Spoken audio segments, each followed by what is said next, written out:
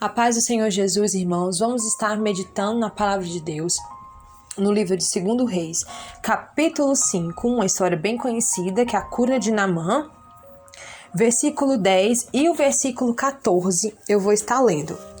Então Eliseu lhe mandou um mensageiro dizendo: vai e lava-te 7 vezes no Jordão, e a tua carne te tornarás e ficarás purificado. Versículo 14. Então desceu e mergulhou no Jordão 7 vezes, conforme a palavra do homem de Deus, e a sua carne tornou como a carne de um menino e ficou purificado.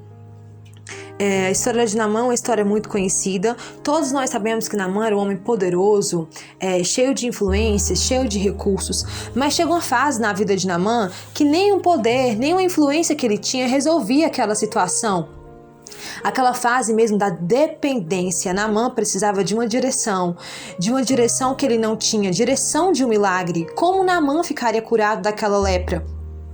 Se era algo impossível. Então Naamã recebe uma direção da parte de Deus. Mas quando Naamã recebe a direção, ele fica indignado. É essa a palavra que é falada no versículo 12 da história. Que ele ficou muito indignado e ele faz até menções de outros rios que ele poderia mergulhar, talvez que seria rios ao nível dele, né? Assim teria a mentalidade de Naamã.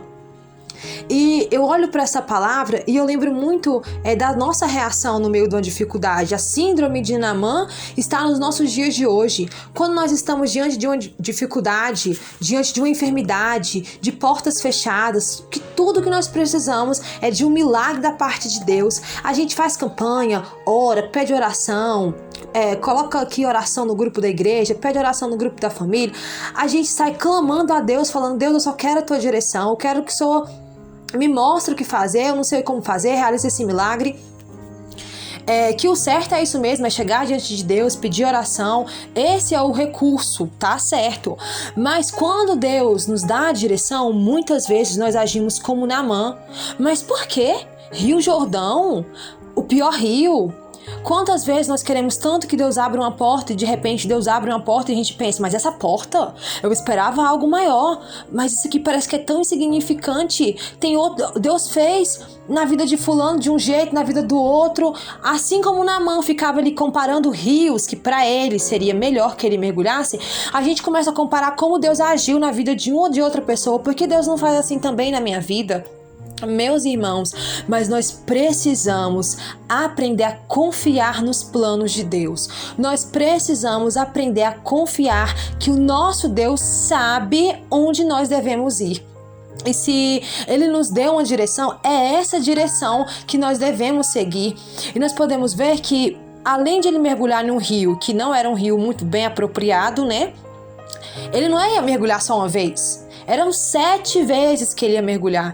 Isso nos faz lembrar dos processos que, quando nós precisamos muitas vezes de um milagre, de resolver algum problema assim, impossível na nossa vida, muitas vezes a gente quer que seja algo assim instantâneo, né? No estralar de dedos, piscar de olhos. Mas o Senhor nos leva a passar pelo processo. É 7 vezes. Não basta mergulhar uma vez. E nós podemos ver que depois que Naamã ficou indignado, ele resolveu seguir a direção de Deus. Ele resolveu se entregar ao propósito de Deus, ao plano de Deus na vida dele. E a palavra de Deus no versículo 14, que eu li, falou que ele fez conforme a palavra do homem de Deus. Conforme Deus falou, ele foi lá e fez. Então, irmãos, quando Deus nos der uma direção, vamos ouvir a direção de Deus. E do jeito que Deus falar, mesmo que a gente tenha que ir e voltar algumas vezes, passar por alguns lugares, por alguns caminhos estreitos, vamos passar por esse caminho, vamos viver o processo, vamos andar na direção do milagre, porque se Deus falou que aquela é a porta, se Deus falou que esse é o caminho mais estreito ou mais humilhante que esse caminho possa ser, com certeza é o caminho do nosso milagre. Então fica com essa palavra, não desista do seu processo, passe pelo processo e passe obedecendo a Deus, que o milagre com certeza será garantido. Tenha um dia abençoado.